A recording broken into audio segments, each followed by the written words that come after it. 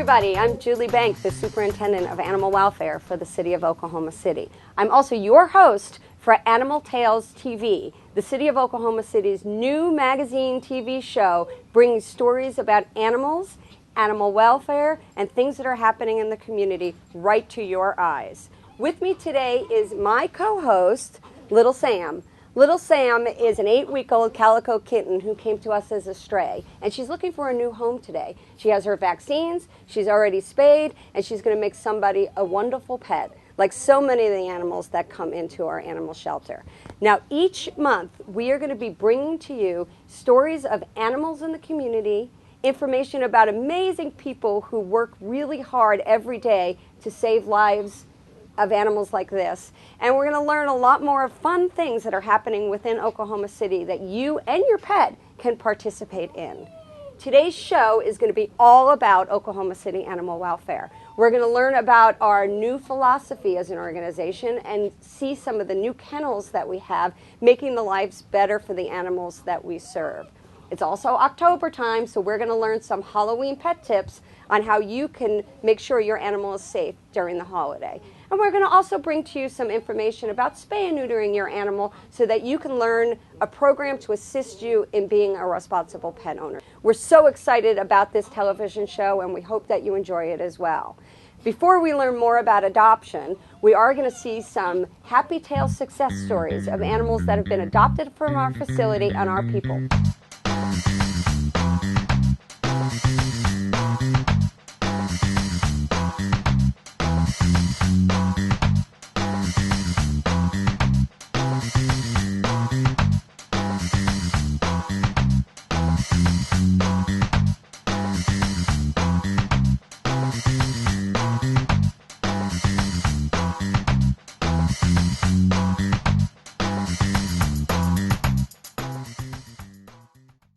Did you know that the arts make a significant impact on education, the economy, and our quality of life in Oklahoma, providing more than 10,000 jobs statewide, filtering more than $314 million into our economy?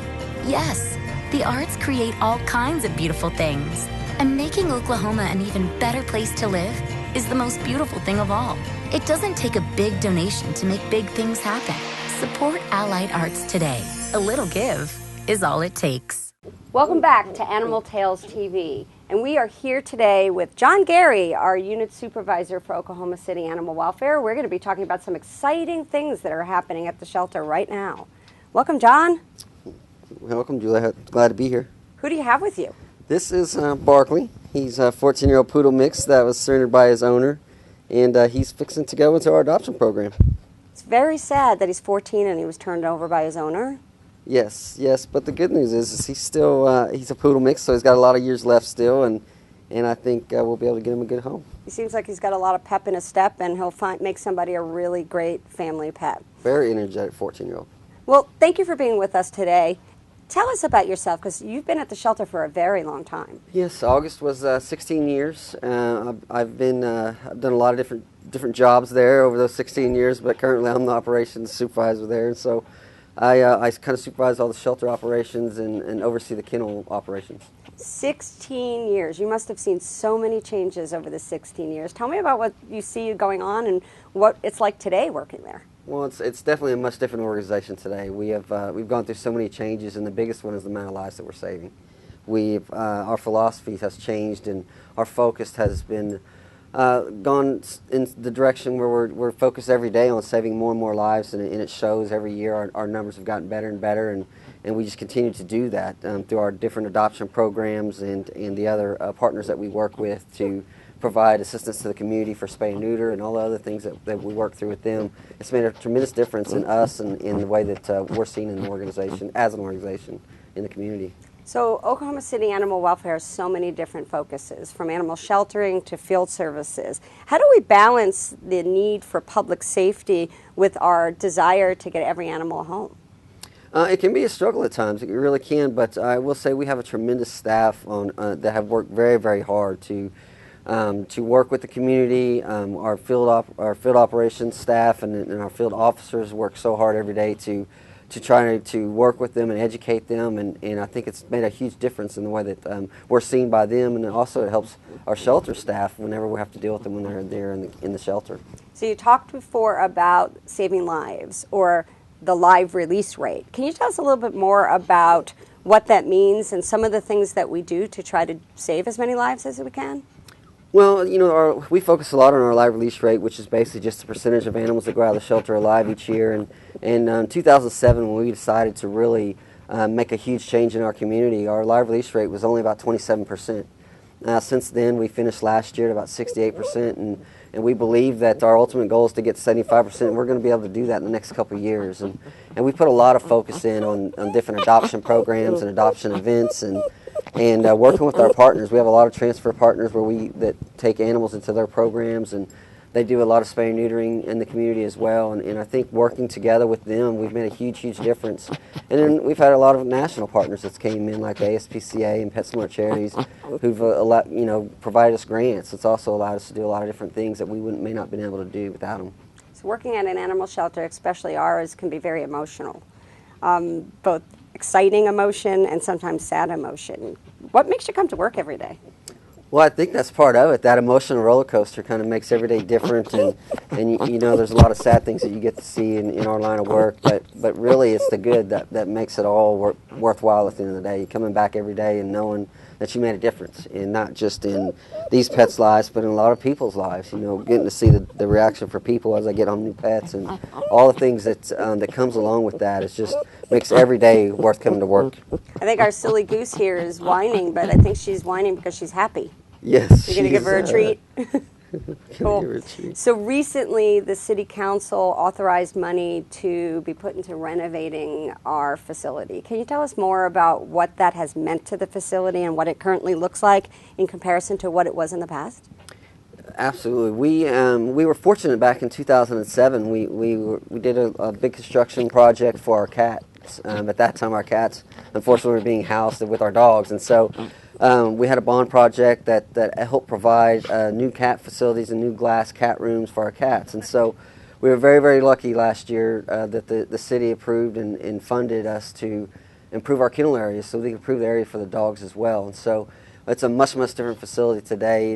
We went from the old, I hate to say it, but gel-style cells with the metal bars, and now we have glass fronts and colorful kennels, and it made a huge difference. Our floors are now sealed epoxy floors, which helps with our disease control and helps us make sure we're able to keep animals healthier while they're there in the shelter.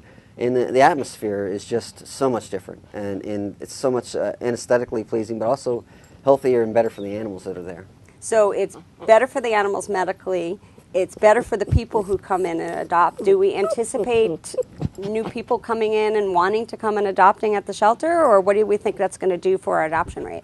Well, I hope that it will help. I think anyone that hasn't been to the shelter in a while needs to come see the changes and the differences, because it is such a different place today than it was even 5 years ago. And so if they haven't been to the shelter, we're hoping that they see this and some of the other opportunities that we put out there to come to the shelter and take part and see the change and help us make a difference in animals' lives. They can also get involved.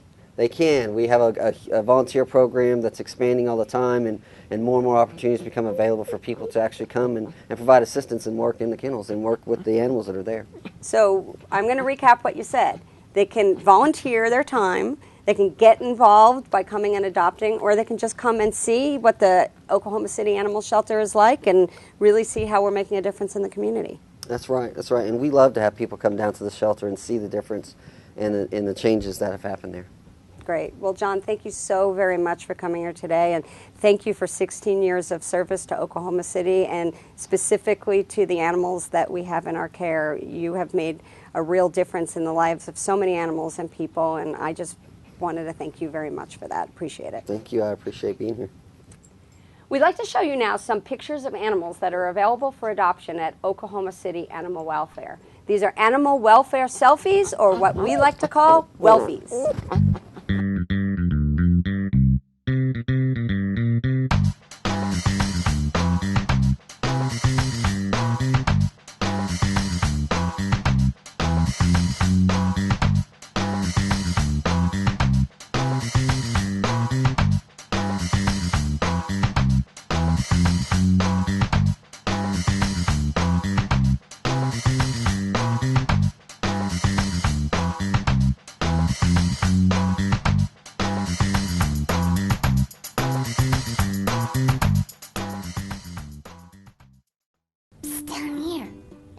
dog has a thirsty look in his eye.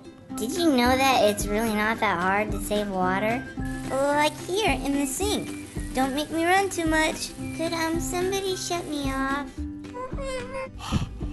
Now this is my kind of party. A full house. Let's roll.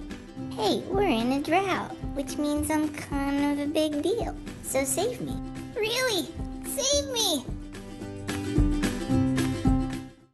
Welcome back to Animal Tails TV, and with me right now is one of our other superstar animal welfare employees, David Waggoner. Well, thank Welcome, you very David. much. Tell us what you do at the shelter. I am actually a shelter supervisor. I have 8 to 9 direct reports, so I basically manage the shelter on a daily basis under the guidance of my boss, John Gary. Cool, and you have somebody special with you. I have another superstar. This is Max. Max came in as a stray. He's about 4 years old. He's a pointer mix. A good citizen brought him in, found him wandering around, and now he is up for adoption. And he is a really good boy. He's been quiet and He's calm. very well behaved. He's a pointer mix, which means he's got some smarts. He's got that bird dog in him, and as you can tell, he already has a sit. And he'll be available for adoption. But right now we are talking about Halloween. Halloween is a great time for ghouls and goblins and family fun, but it's not always the best thing for your pets. It can be awfully scary. It's a great time of the year. People like to dress up. People like to dress their dogs up, which we don't recommend, but there are all kind of safety hazards that pop up during this time of the year. Things like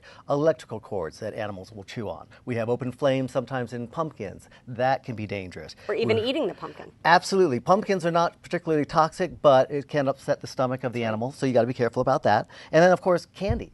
Do not leave the candy lying around. Chocolate can be very toxic, and Poisonous, even right. xylitol, which is, of course, an artificial sweetener, can be toxic to animals. So you want to keep that out of the way. Other things to keep in mind are there will be people coming to your door, so banging on the door. So it's best to have your pet in a separate room so that they're not disturbed. There are certain things that you can do to calm your pet down. You can have them in a crate in another room, which you should always have anyway in case of an emergency. There are compression shirts that you can put on an animal that actually acts as if you're swaddling a baby that will help take some of the tension off. But we don't recommend that you leave your animal outside during the days leading up to and after Halloween. There have been things that have happened. 2 pets left there, pranks that are not really funny, and so we recommend you keep your animals inside. Well, what about taking them trick-or-treating with you, or even bringing them to a party that they're not accustomed to? Yeah, it's kind of strange. If you're really going to dress up your dog, you have the absolute desire and you have to do it, you want to make sure that you have the costume tried out ahead of time. You don't want to throw it on at the last minute. I've actually brought a few costumes that I think are bad I don't ideas. know if he would look good in that. I look pretty good in it, but that's a little tight for me. But the problem with this is if you leave a dog unattended, which you shouldn't when they're wearing a costume, this has sequins. These are things that they can chew off and possibly impact them. And swallow, and it could get lodged in their stomach as well, right? So I recommend something a little bit plainer like this. Keeps the dog warm. It's actually still a costume. This was the compression shirt that I'm talking about. And then also, if you are going to do something like put a hat on your dog, you don't want to obscure their vision. That can be very dangerous. So my recommendation is the simple bandana. It's dressy, looks good, won't endanger the dogs. And of course, if you're walking at night, make sure you have a glow stick and a leash that actually is reflective like this one. Now, you've already talked to us about making sure candy is not around for your animal to eat, making sure they're not at the door so that they can run out. But what other important things that do they need? Something like, I'm hearing something like jingling. Yes, you must have an ID on your dog at all times. We recommend microchipping because basically when a stray comes into our shelter, it's either a 3 or a 5-day hold before we can decide whether they go into the adoption program. Now, when you have a microchip or tags on, it's a 5-day hold. So that's a couple extra days for us to track you down, and be sure you keep your numbers up because so many people change their phone numbers. That's right. But you must have an ID on your dog. That actually is a law in Oklahoma City, and we do enforce it. And if during the holidays your animal does get lost, what do we want them to do? Well, we want them to go online to the shelter. There's a way that you can report a lost pet. We want you to come into the shelter to fill out a form and look at the shelter. Every single animal that comes into our system, we take a picture of, and it's uploaded in about an hour to an hour and a half. So you can look online. That's okc.gov, Animal Welfare. And but we do recommend that you come in every couple of days because we don't always get the best of pictures. Sometimes the dog's moving around and it can be a little bit blurry. So those are things you can do. You can look on Craigslist. I always recommend that you have pictures already made up of your animal in case they are to get lost. Good tip. So that you can put them up, because really that first hour or so is your best chance of finding that dog. So have those posters ready with a phone number, and we also recommend writing the phone number on the inside of a collar, and particularly a number of somebody that maybe lives outside the area. If there were a tornado, we may not have landlines, Right. cell towers may be down, so if we can reach someone else that knows you outside the area, that's ideal.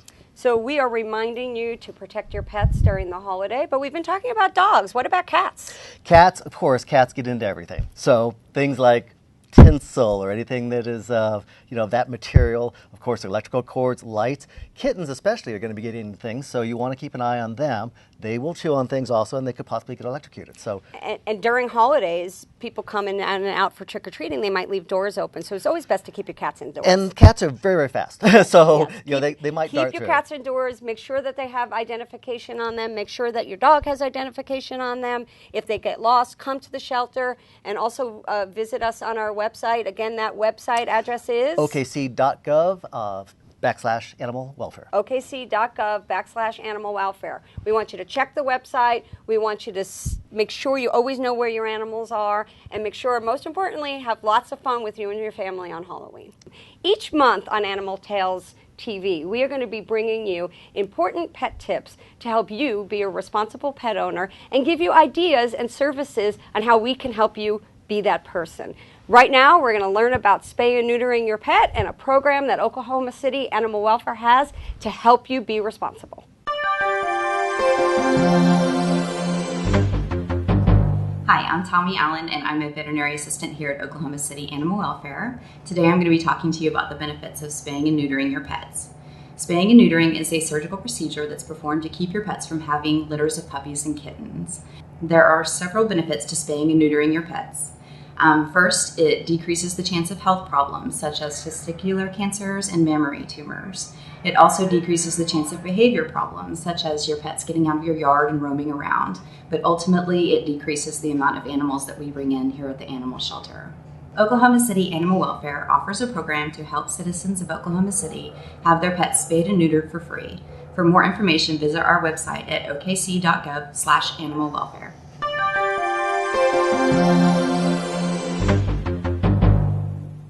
You know, I give, and it's just never enough. Seriously? When people take you for granted, what can you do? Water the grass, not the street! Using drought-tolerant plants, watering early in the morning, adding some mulch, it's not that hard. If we want to use our water wisely, we gotta squeeze more out of every drop. SqueezeEveryDrop.com. Oh, I gotta go. I got a date with a lake. Welcome back to Animal Tales TV. You know, October is Adopt a Dog Month at Oklahoma City Animal Welfare. So we encourage you to come and adopt your new best friend like Max here. We are providing half off the adoption fee. So it's only $30 to adopt a pet. They're already vaccinated, spayed or neutered, and ready to find their forever family. Now our address is 2811 Southeast 29th Street, and we are open 7 days a week for you to come with your family to learn more about the amazing dogs and cats that we have available for adoption.